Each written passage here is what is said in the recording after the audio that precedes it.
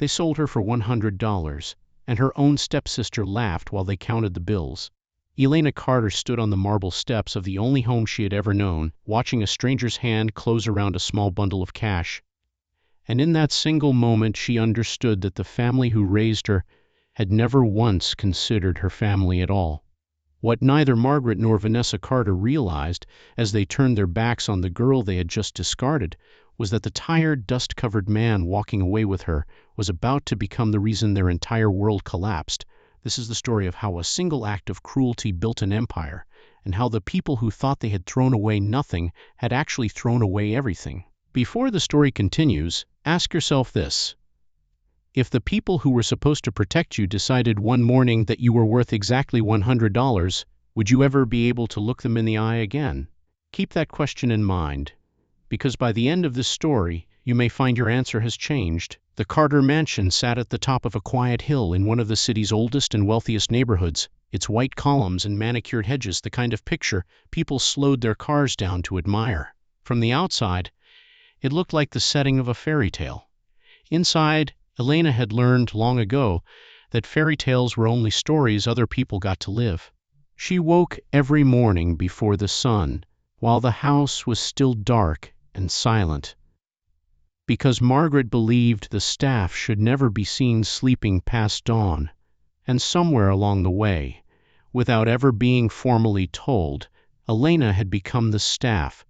She was 22 years old, though the weight she carried made her feel decades older. She had her father's eyes, dark and steady, and a small, crescent-shaped scar above her left eyebrow from a childhood fall down the mansion's back staircase. The same staircase she now polished by hand every single morning. Her father, Richard Carter, had built this house from nothing.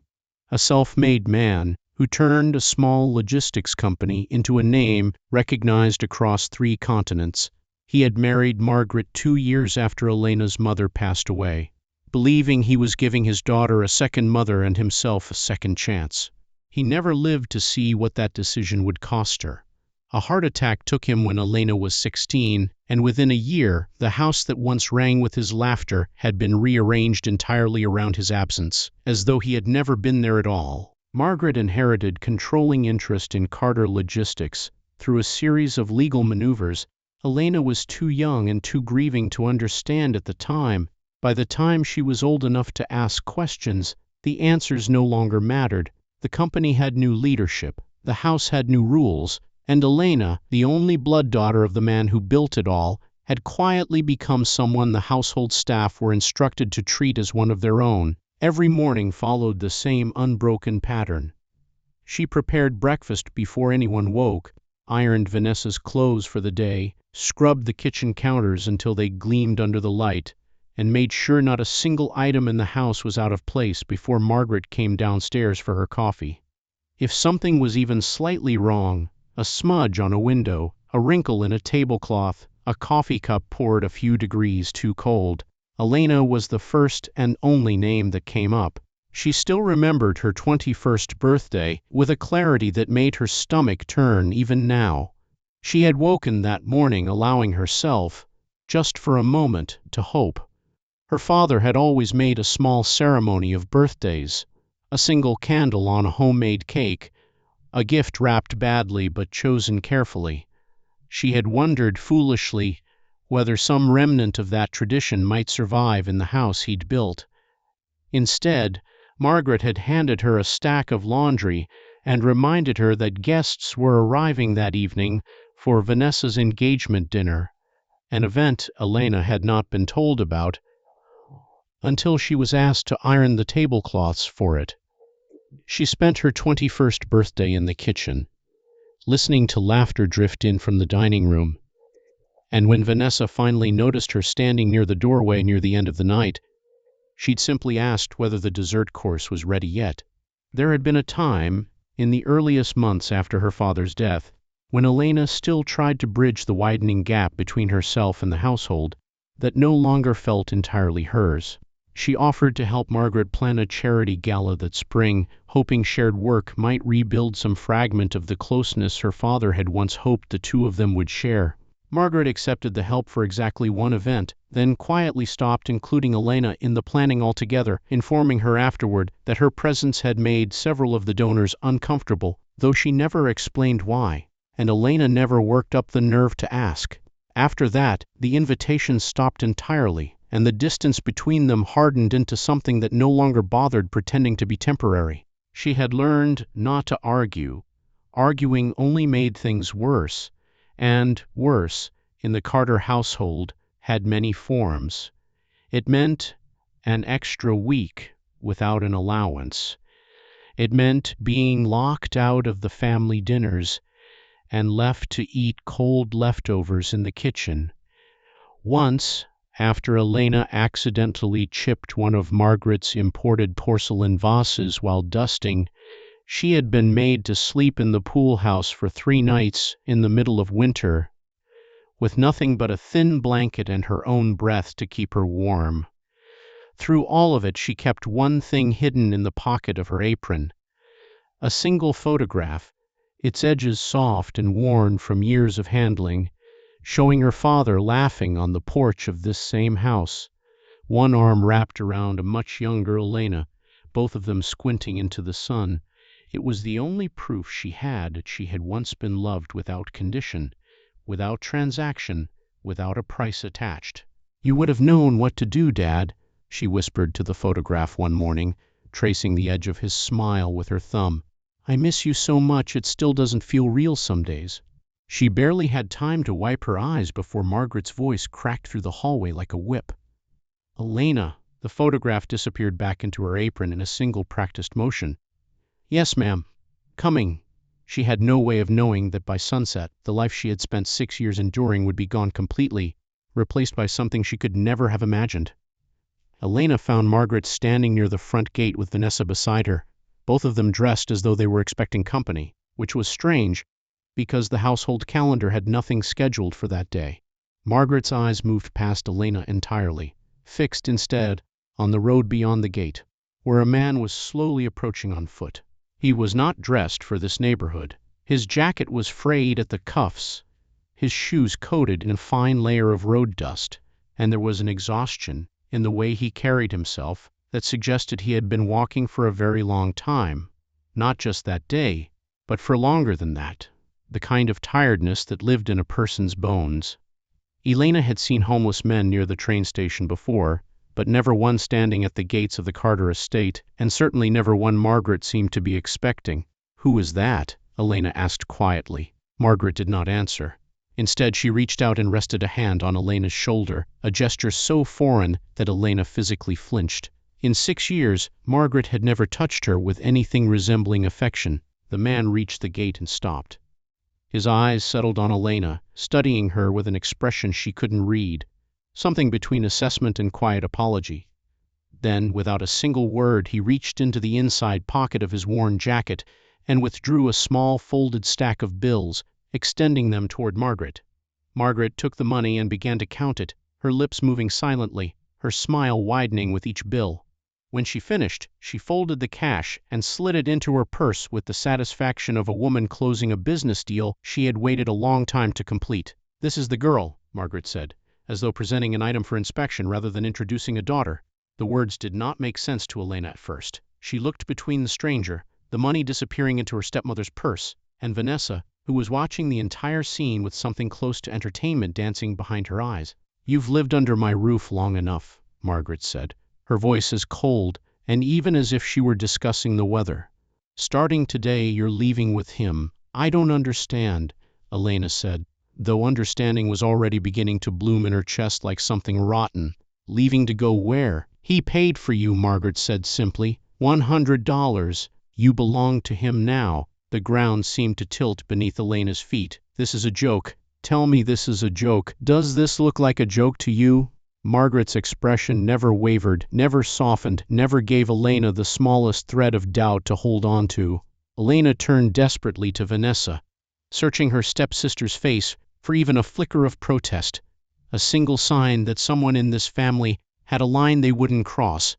Instead, Vanessa let out a short, sharp laugh, the kind reserved for something genuinely amusing. "Oh my God, your face right now," Vanessa said, shaking her head. "You should see yourself." That was the moment the last piece of hope inside Elena quietly died.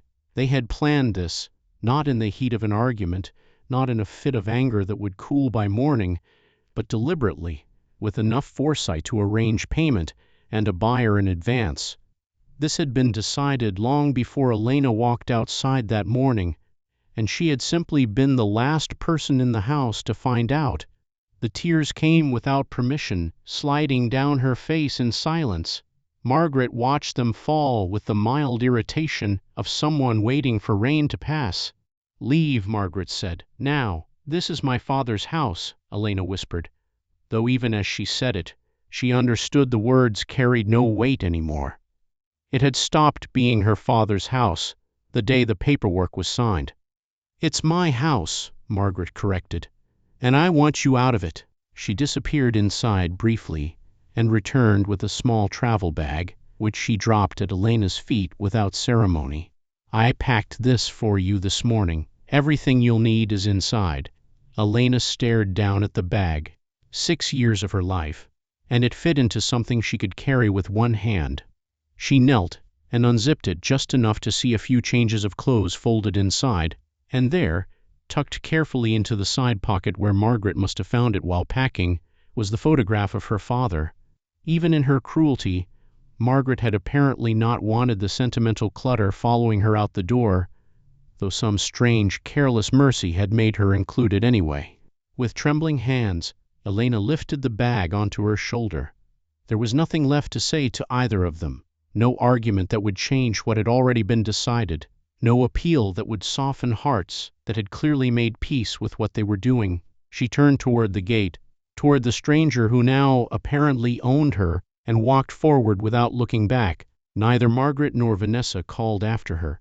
The gate closed behind them with a metallic finality that echoed down the quiet street.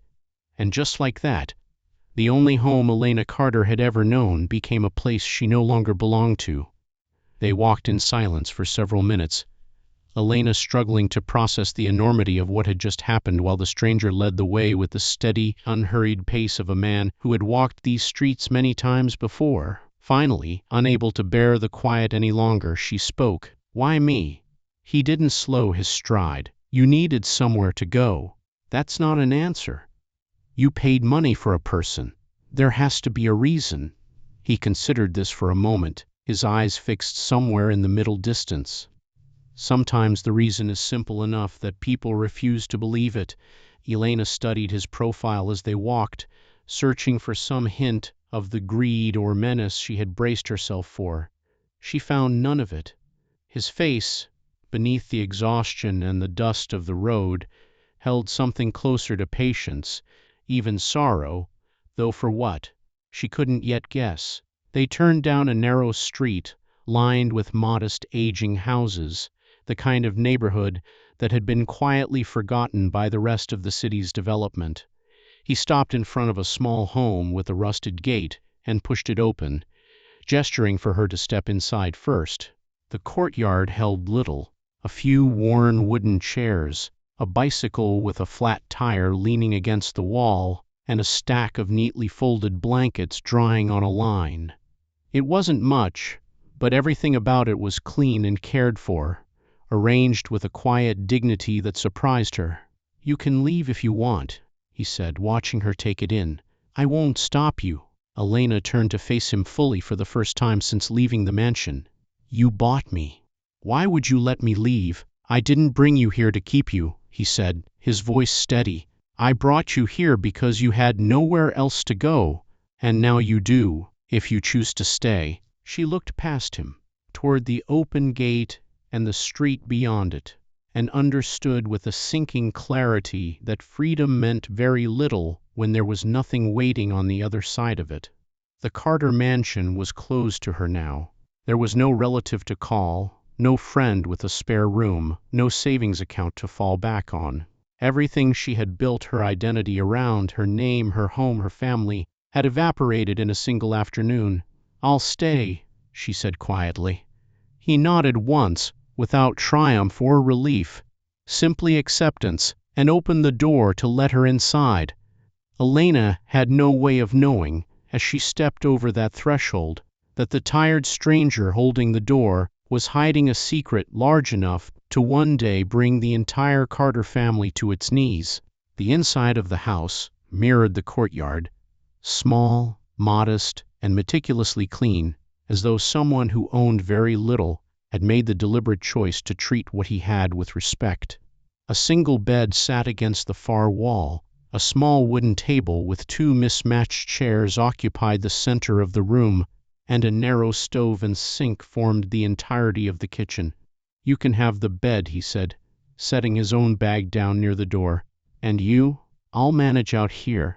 Elena frowned at him. "This entire room is barely big enough for one person, and you're giving up the only bed to someone you just met." He didn't answer directly. Instead, he moved to the stove and began filling a small pot with water. "I'll make us something to eat. It isn't much, but it's warm." She set her bag down beside the bed and sat on its edge, watching him move around the tiny kitchen with practiced efficiency. Only hours earlier she had believed her life was over, discarded by the people who were supposed to love her unconditionally. Now she sat in the home of a man who owed her absolutely nothing and had already shown her more consideration in a single afternoon than her stepfamily had managed in 6 years. "What's your name?" she asked. "Jihan," he said, without turning from the stove. "Cha Jihan." "Elena," she offered, though he clearly already knew. He nodded once, and for the first time since the gate had closed behind her, Elena felt something other than grief settle into her chest. She didn't yet have a word for it. She only knew that, for the first time in longer than she could remember, she did not feel afraid. The days that followed fell into a rhythm entirely unlike anything Elena had known inside the Carter mansion. There were no locked doors, no cold meals eaten alone in silence, no impossible standards waiting to be violated. Jihan asked for nothing from her beyond basic courtesy, and offered in return a kind of steady, undemanding presence that Elena found herself slowly, cautiously beginning to trust. He never once brought up the circumstances of how she came to live there. He never reminded her of the $100, never held it over her, never treated her as anything other than a person sharing his space. If anything, he seemed almost apologetic about the arrangement, as though he understood exactly how strange and painful the situation must feel to her, and was determined not to make it worse. Elena noticed things about him that didn't fit the picture of a man with nothing. He spoke with a precision and vocabulary that seemed at odds with his circumstances. He carried himself with a straight-backed composure, even in worn clothing, that suggested discipline rather than defeat. And every morning, without fail, he left before sunrise and returned well after dark, never once explaining where he went or what he did with his days. She wanted to ask. Some mornings the question sat on the tip of her tongue, ready to be spoken, but something in the careful way he guarded that part of himself told her it wasn't hers to demand, not yet, and so she let the silence stand, choosing instead to focus on rebuilding a life that finally felt like it belonged to her. Once, curiosity got the better of her, and she followed him part way down the street before her nerve failed, and she turned back, ashamed of the impulse, telling herself that whatever he was protecting deserved more respect than a secret trailing. She never mentioned it to him, though she sometimes wondered, in the months that followed, whether he had noticed her that morning and simply chosen, out of the same quiet patience he extended to everything else, not to say anything at all.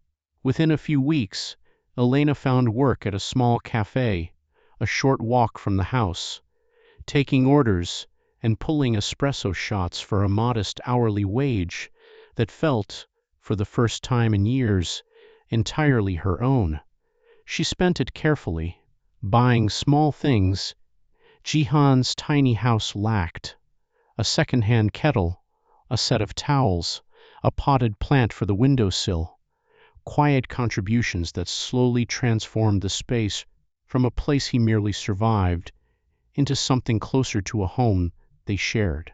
In the evenings they ate together at the small wooden table, and Elena found herself laughing more freely than she had in years. at Jihan's dry, understated humor, at the absurdity of her circumstances, at the strange, unexpected grace of a life that had fallen apart only to be rebuilt into something better.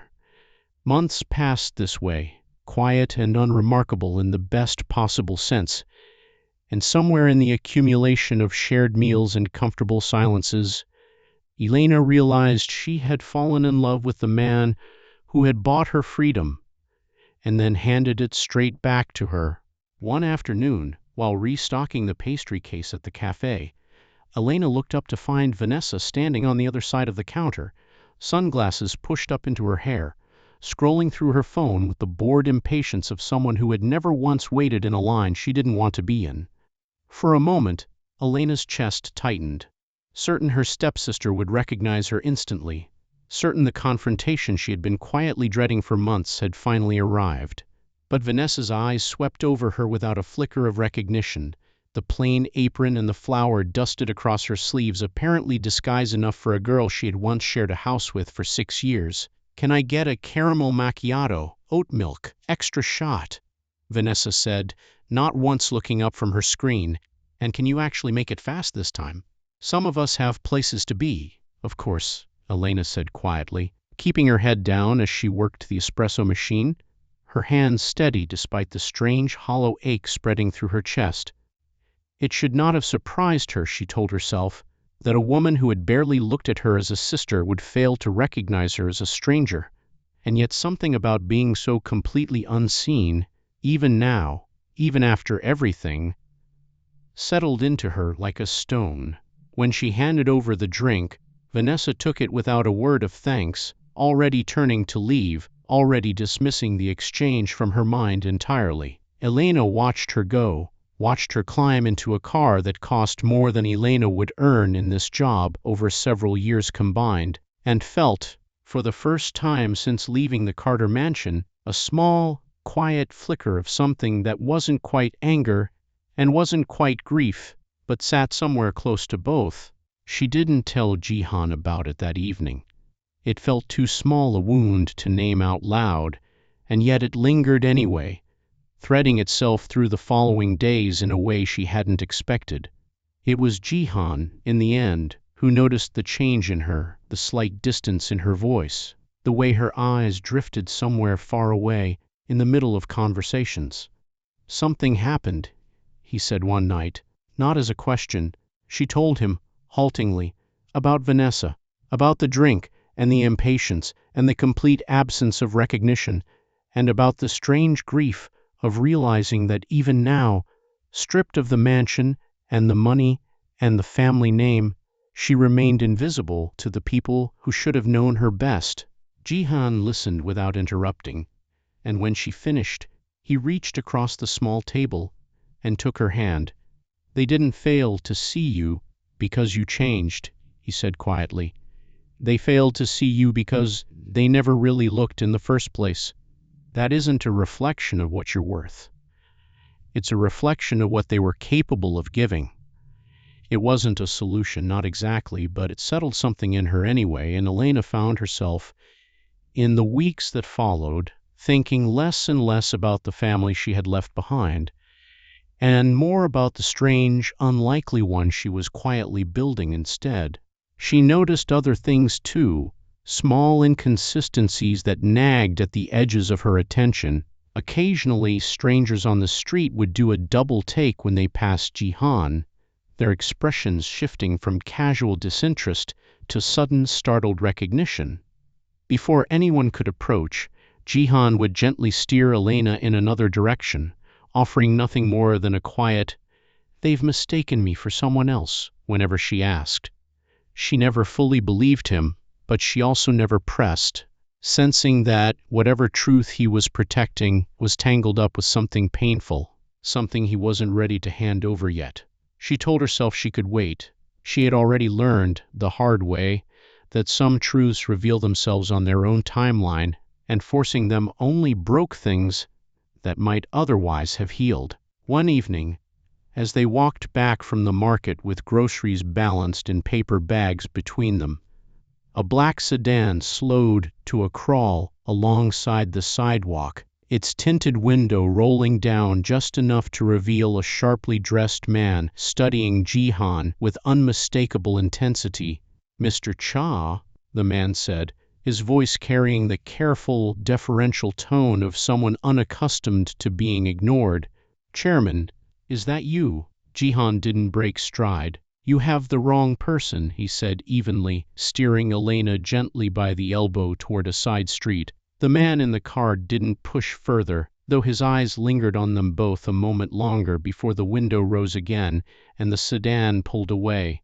Elena glanced sideways at Jihan, noting the tension that had crept into his shoulders, the slight tightness around his jaw that hadn't been there a moment earlier. "That's the third time this month," she said carefully. "Someone stopping, staring, calling you by a name that isn't the one you gave me." "People see what they want to see," Jihan said, though the deflection felt thinner this time, less convincing than it had the first few times she'd let it go unchallenged. "Jihan." She stopped walking, forcing him to stop as well. "I'm not asking because I don't trust you. I'm asking because I do, and I want you to trust me back." For a long moment he said nothing, his eyes searching her face as though weighing some decision he'd been circling for weeks. "There are things about my past I haven't told you," he finally admitted. "Not because I don't trust you, but because the moment I tell you, everything between us changes, whether either of us wants it to or not. I've been trying to hold on to a little more time before that happens." "You don't have to tell me everything tonight," she said gently.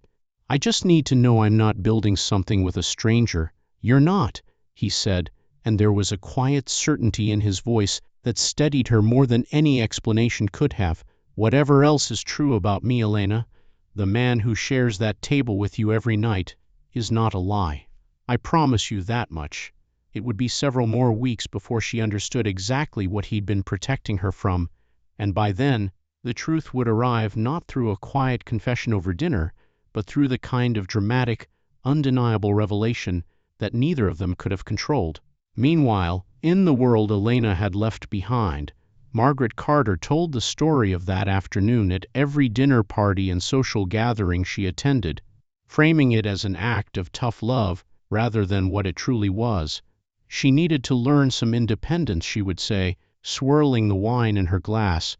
Sometimes the kindest thing you can do for a person is stop enabling them. Vanessa, for her part, had barely thought of Elena at all in the months since, too consumed with her own social calendar and the steady stream of validation she received from a life built entirely on money that had never once been hers to earn.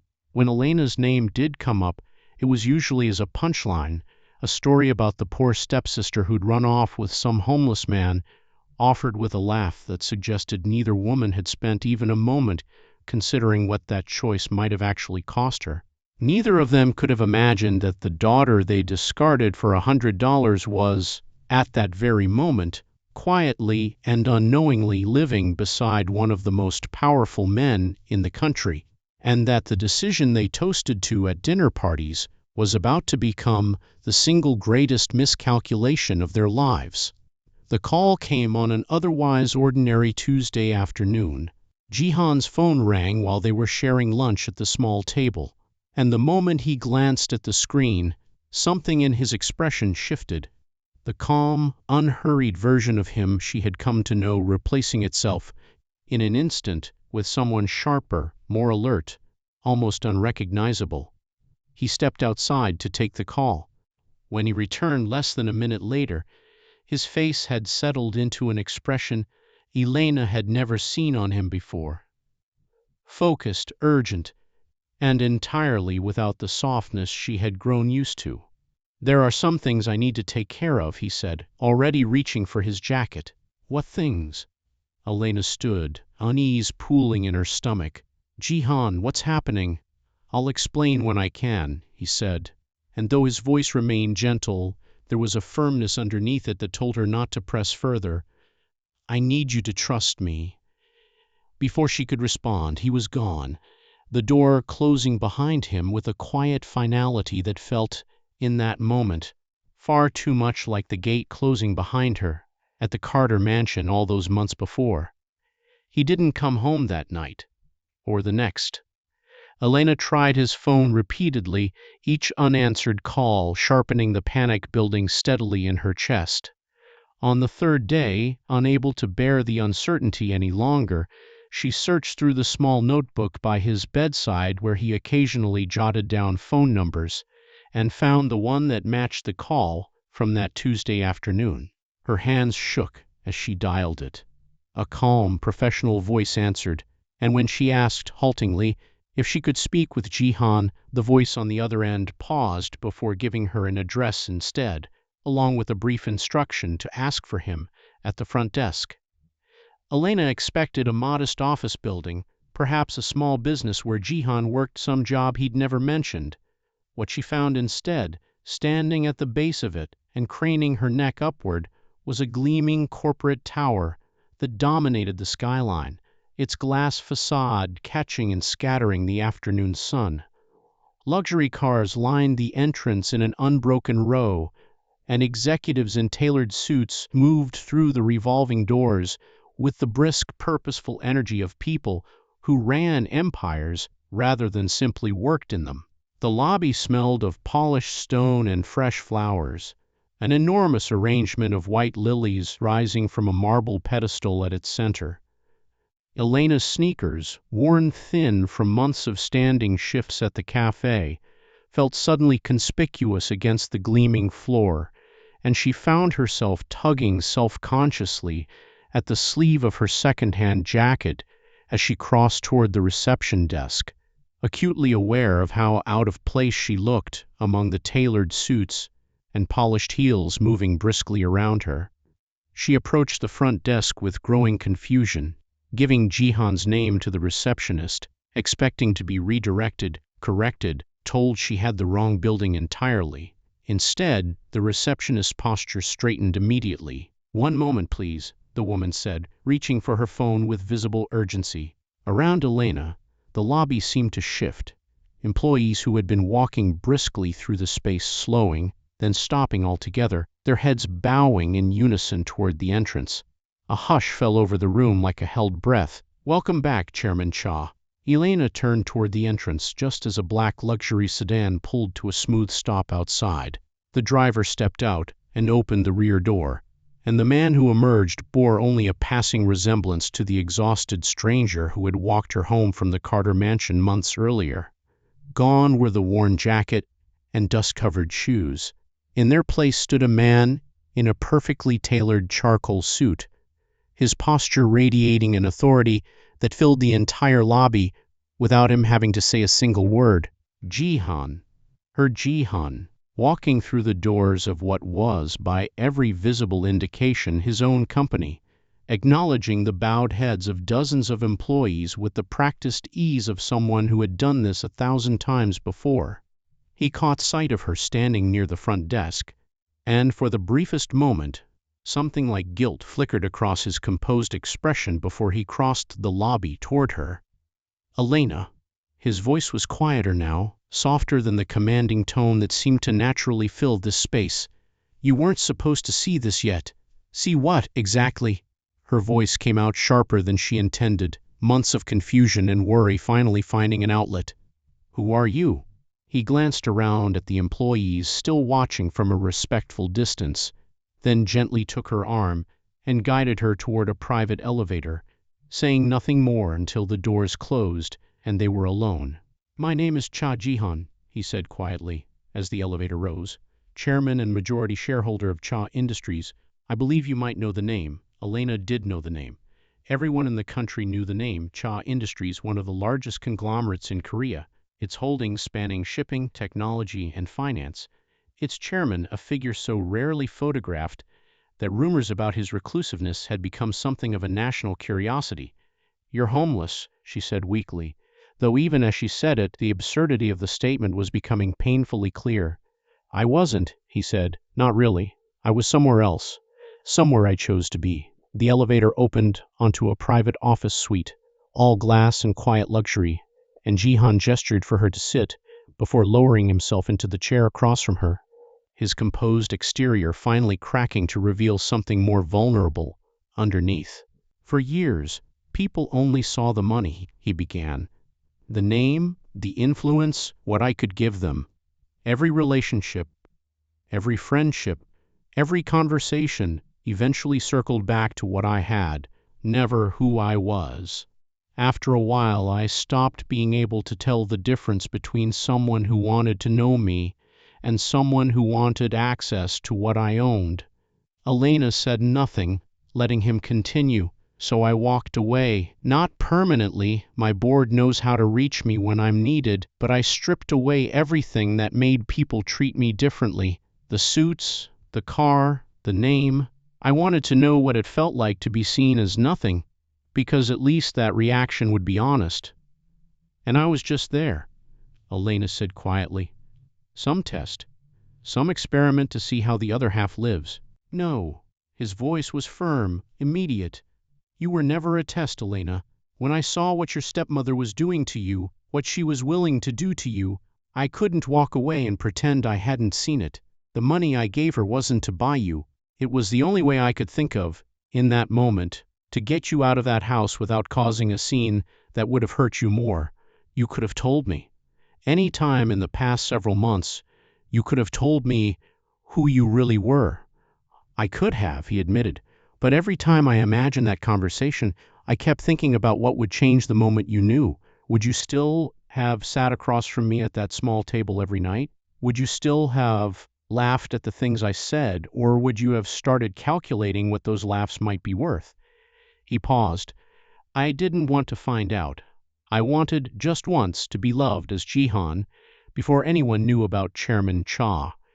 Elena felt tears gathering, not from anger now, but from the slow, dawning realization of what he had actually given her these past months. Not charity, not an experiment, but the rarest gift a man in his position could offer, the chance to be chosen for exactly who he was, with nothing riding on the answer. You never knew I was Chairman Cha, he said softly. You only knew Jihan, the man who shared a meal with you every night, the man you chose before you had any idea what he owned. The tears finally spilled over, and this time, Elena didn't try to stop them. News of Chairman Cha Jihan's sudden, months-long disappearance from public life had circulated quietly within Korea's business circles, generating theories ranging from health concerns to hostile takeover negotiations conducted entirely in secret. None of the speculation had come remotely close to the truth, and Jihan preferred it that way, at least for now. In the weeks that followed Elena's discovery, she watched him transform in front of her, not into someone different, but into the fuller, more complete version of the man she had already fallen in love with. He still made the same dry jokes at dinner. He still insisted on doing the dishes even when staff members hovered nearby, eager to take over. But now she also saw him in board meetings, decisive and sharp, negotiating deals that would have terrified lesser men, commanding rooms full of executives twice his age, with a quiet authority that never once needed to raise its voice. She moved into the penthouse, atop Cha Industries headquarters, a space so different from the small house with the rusted gate that it took weeks before she stopped expecting to wake up in that narrow bed each morning. But even surrounded by marble floors and floor-to-ceiling windows overlooking the entire city, Elena found that what she valued most hadn't changed at all. It was still the quiet moments, the shared meals, the man who chose to sit beside her rather than across some vast table designed to remind visitors of his power. Not everyone in Jihan's world welcomed her with open arms. Director Han Soo-yeon, the company's longtime chief financial officer and one of Jihan's closest advisors since his father's era, made her skepticism clear within their first meeting, her eyes sweeping over Elena with the cool, appraising look of someone who had watched wealthy men make foolish decisions over women before and had no interest in watching it happen again. You understand, Director Han said carefully, during a private lunch, arranged under the polite pretense of welcoming Elena to the family, that the chairman's public image carries enormous weight. Shareholders will ask questions.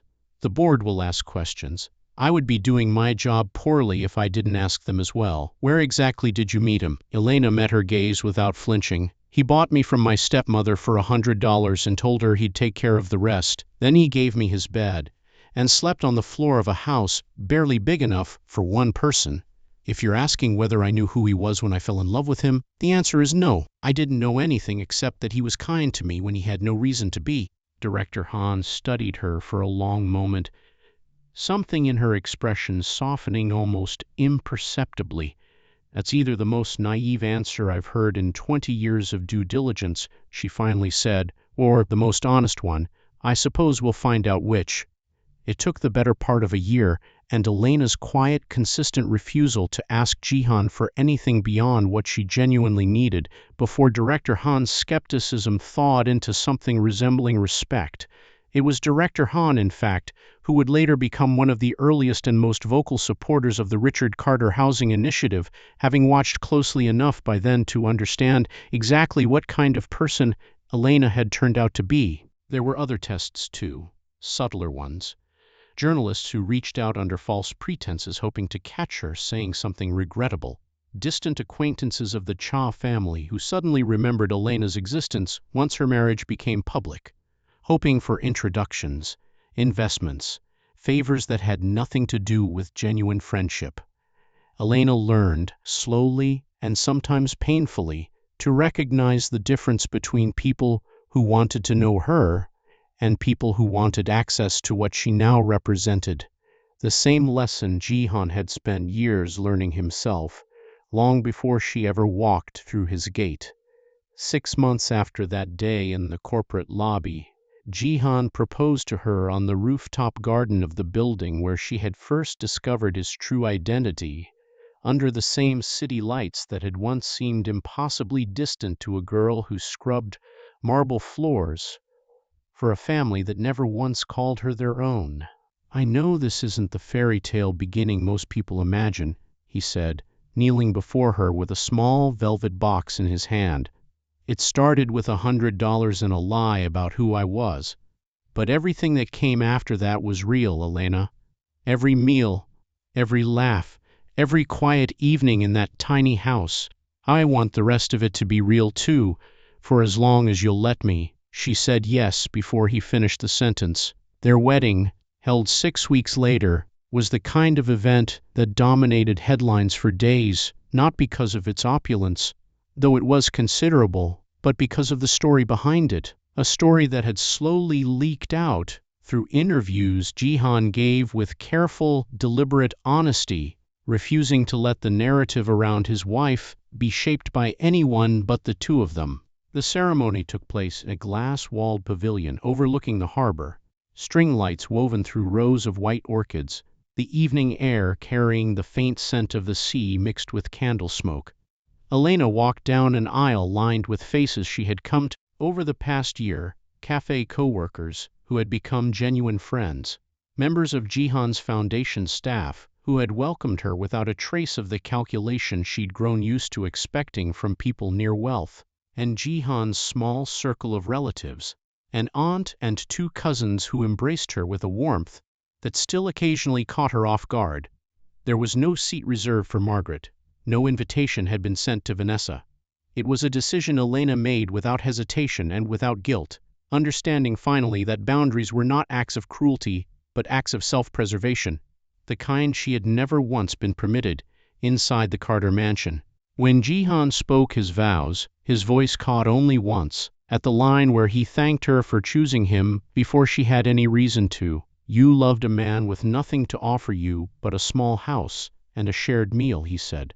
And in doing that, you gave me something no amount of money had ever been able to buy. I intend to spend the rest of my life making sure you never regret that choice. Elena's vows were shorter, simpler, but no less certain. You taught me that being wanted and being valued aren't always the same thing, she said, and that the second one matters more. I choose you, Jihan, not the chairman, just you. The reception that followed stretched long into the night, and it was there, weeks later, that footage from the evening would find its way into the broadcast that finally reached Margaret and Vanessa's living room, the moment the world outside their small circle learned exactly who Elena Carter had become. Not long after the wedding footage aired, a rival conglomerate attempted to weaponize the story against Jihan directly. A gossip outlet with known ties to a competing shipping firm ran a series of articles suggesting the chairman's marriage was a manufactured public relations stunt designed to soften his reputation after years of being characterized as cold and inaccessible. The articles dug up details of the sale, the $100, framing it not as a rescue but as a calculated business transaction dressed up as romance for the cameras. Elena read the first article alone in the penthouse kitchen, her hands tightening around her coffee cup as each paragraph twisted the truth into something almost unrecognizable. When Jihan came home that evening and found the article open on her tablet, his jaw tightened in a way she had rarely seen. "I can have our legal team issue a statement," he said. "We can pursue this for defamation if you want to." "No," Elena said, surprising herself with how steady her voice came out. "Let them print whatever they want. The people who matter already know the truth, and the people writing this don't care about truth anyway. Fighting it just gives it more attention." Instead, at Jihan's next scheduled press conference regarding the foundation's expansion, Elena asked to stand beside him and answer questions directly, something she had never done before. When a reporter finally asked the question everyone in the room was clearly waiting for, whether her marriage had, in fact, begun as a transaction, Elena answered without hesitation. "It began with $100. My stepmother demanded for a daughter she no longer wanted," she said, her voice carrying clearly across the room. "But it was built, every single day after that, on nothing but choice. Jihan chose to give up his bed for a stranger. I chose to stay in a stranger's house because it was kinder than the one I grew up in. We chose each other, over and over, long before either of us had any reason to expect anything from the other. If that's a business transaction, I'd like to see the contract, because I certainly never signed one." The room fell silent for a moment before a ripple of applause broke out among the assembled press.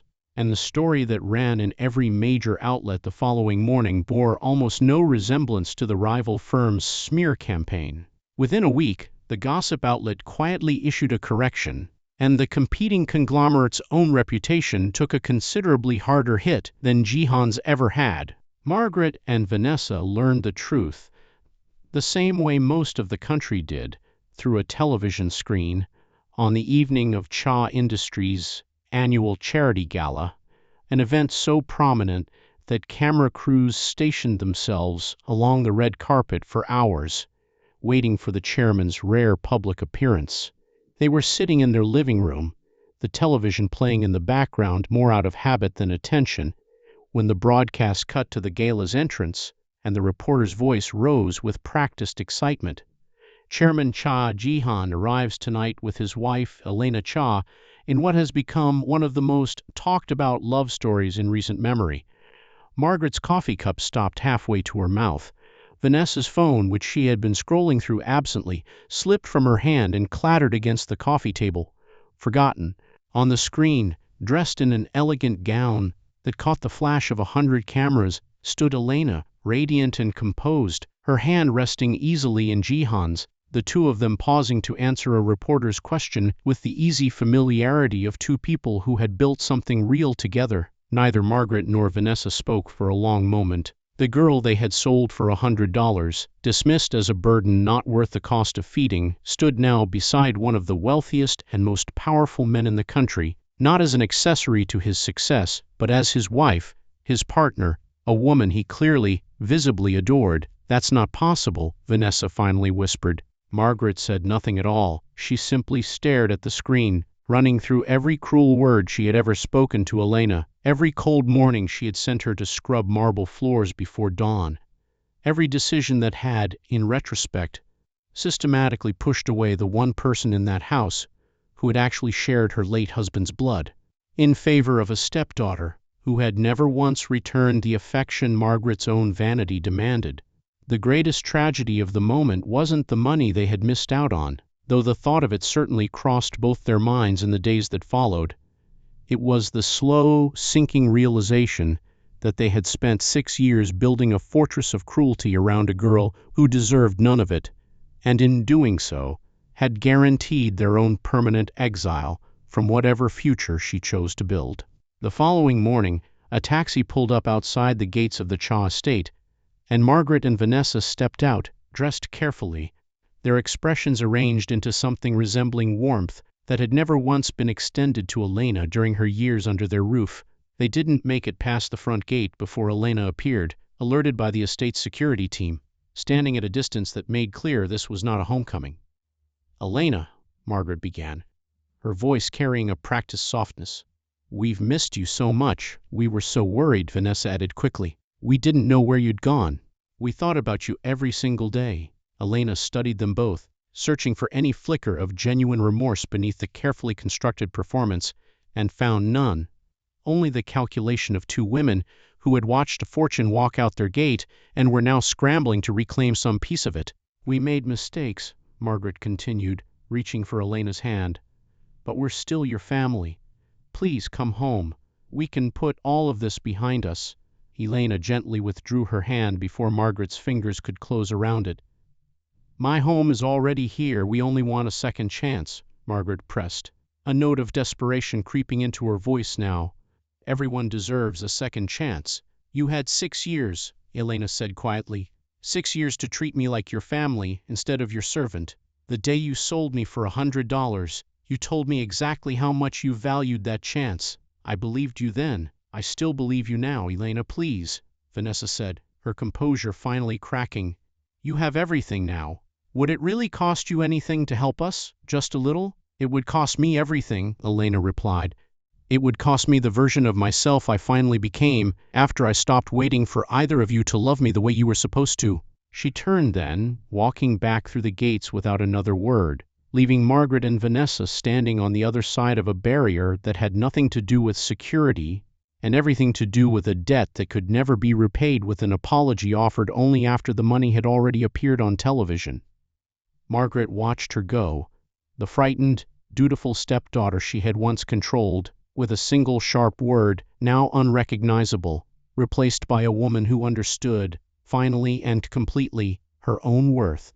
It was, Margaret would later admit to no one but herself, the single moment she understood that some mistakes cannot be undone, no matter how much money eventually changes hands, no matter how many cameras eventually catch the fallout. 1 year later, the story of Elena and Jihan Cha had settled into something quieter than the headlines that once surrounded it.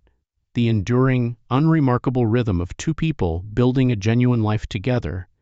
Jihan had expanded Cha Industries' charitable foundation significantly, directing new funding specifically toward housing programs and support services for young people aging out of unstable family situations, a mission Elena had insisted on being personally involved in, spending several days a week meeting with young women who reminded her, in ways both painful and hopeful, of the girl she had once been. Margaret Carter's social standing, once carefully cultivated over decades, collapsed with startling speed once the true story of Elena's departure became public knowledge.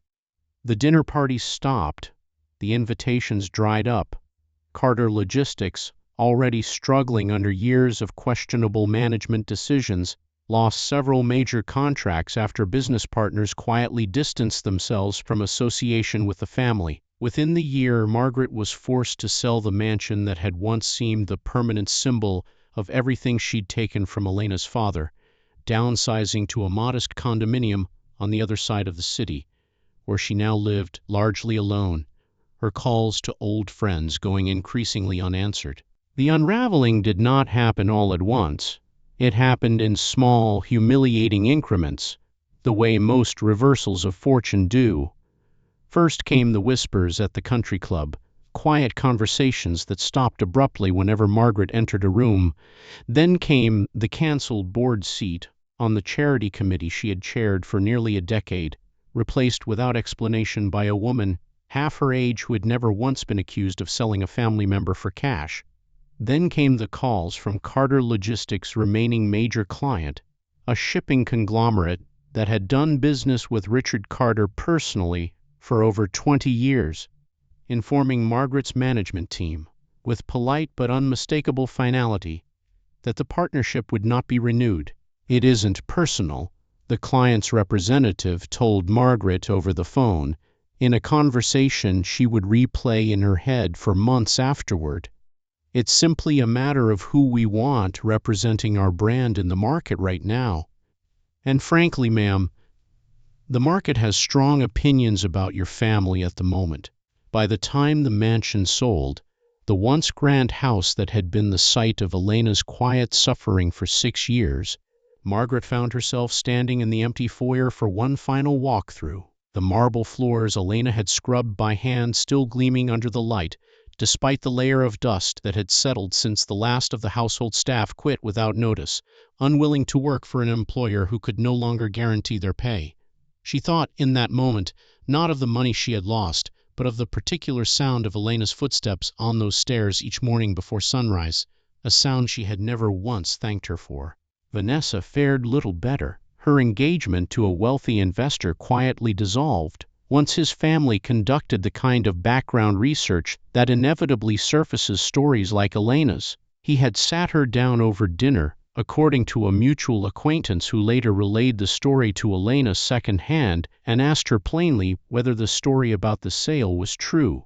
When Vanessa tried to explain it away as a family matter blown out of proportion by the press, he simply set down his napkin and told her that a family capable of selling one daughter for $100 was not a family he wanted his own children to inherit as grandparents. She found work eventually, an entry-level coordinator position at a mid-sized marketing firm, the kind of job that would have been unthinkable to her a year earlier, requiring her to arrive by 8 each morning and answer to a supervisor only a few years older than herself. Colleagues who worked alongside her during that period would later describe her as quiet, competent, and strangely humble.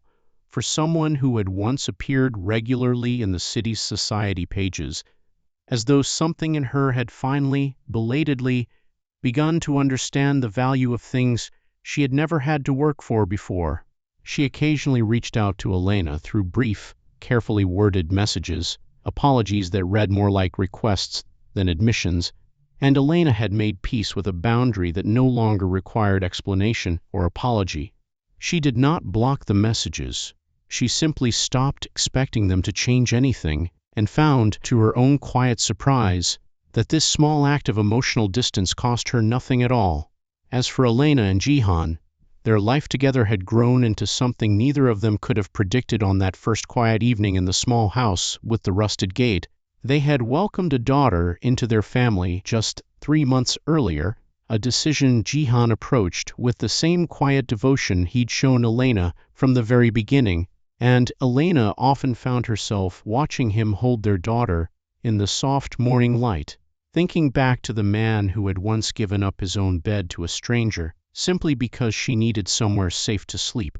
Elena had also returned, quietly and without press coverage, to the small house on the narrow street with the rusted gate.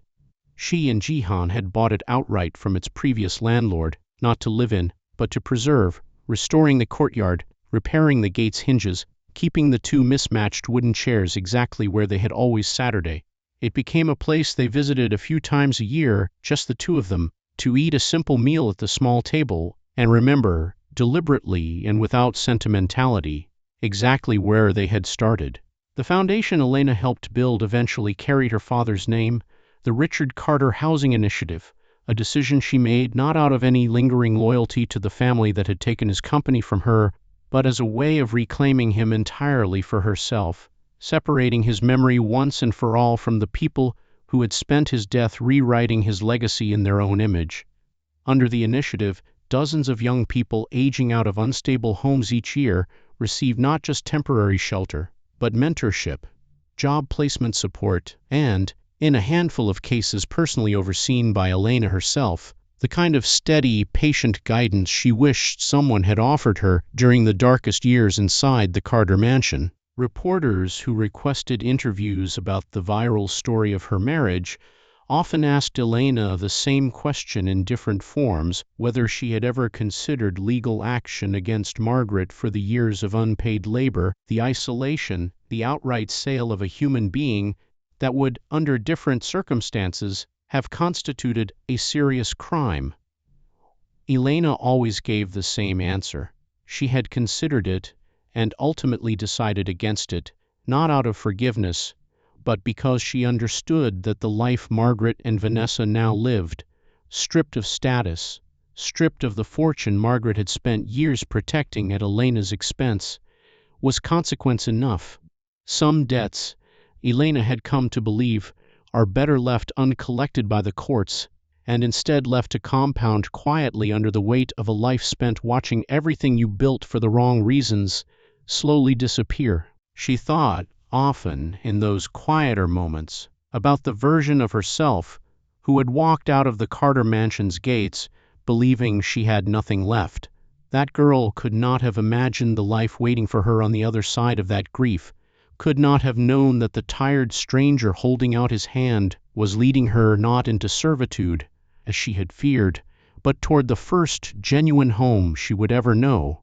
It was a lesson Elena carried with her long after the cameras stopped following her, long after the story stopped trending, long after Margaret and Vanessa faded into the background of a life that no longer needed them in it at all. Sometimes the worst day of your life is simply the door closing on a room you were never meant to stay in. She kept the photograph of her father framed now, in a place of honor in their home, no longer hidden inside an apron pocket, no longer something she needed to protect from a family determined to erase her.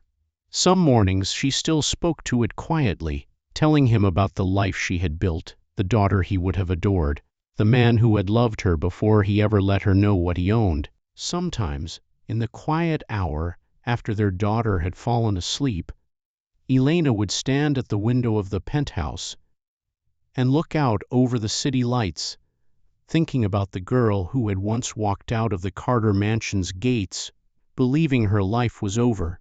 She had been right, in a way. That life had ended. What she hadn't understood in the depth of that grief was that some endings are simply the universe clearing space for something truer to take root. She did not thank Margaret for what she had done. She never would. But she had, slowly and without fully realizing it, stopped needing to carry the weight of that betrayal as though it defined her. It had simply become the first chapter of a story that turned out, against every reasonable expectation, to be worth telling. The greatest fortune in Cha Jihan's life was never the empire he built or the wealth that came with it. It was the ordinary evening meals shared at a small wooden table, and the woman who chose him before she ever knew he was worth choosing.